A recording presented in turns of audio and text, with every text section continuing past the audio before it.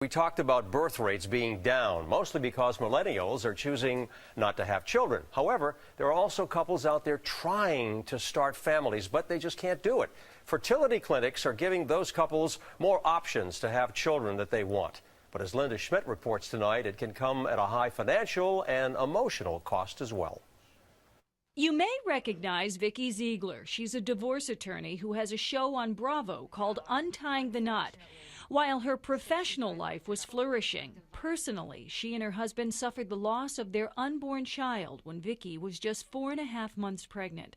A genetic defect caused the miscarriage. It was the worst thing that's ever happened to me and my husband. Now, a year later, Vicki is 7.5 months pregnant.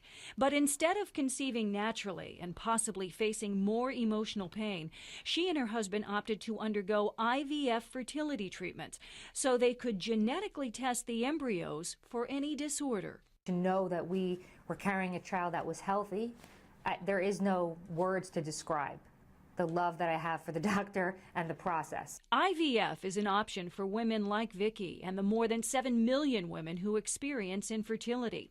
But it's costly and an emotional roller coaster. It's emotional because your hormones go up and down, and then you have a retrieval process, then you have to wait to get the embryo tested, and then if the embryo is good, it gets implanted. That doesn't mean you get pregnant. There's no guarantee. It could be up to $20,000 to $30,000 per cycle, and that's a lot of money out of pocket, depending really on how much it costs for the medicine as well as your doctor. Dr. Joel Batsoffen is Vicki's doctor. His practice, New York Fertility Services, is in Midtown.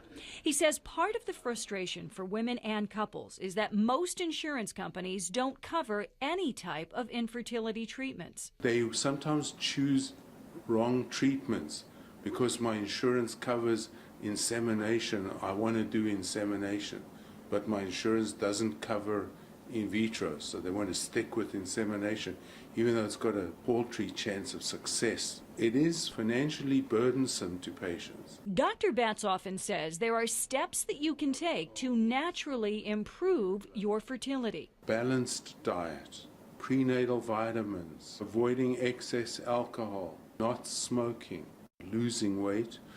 Sometimes people who are too thin can be a factor as well. Exercise is great in terms of in moderation.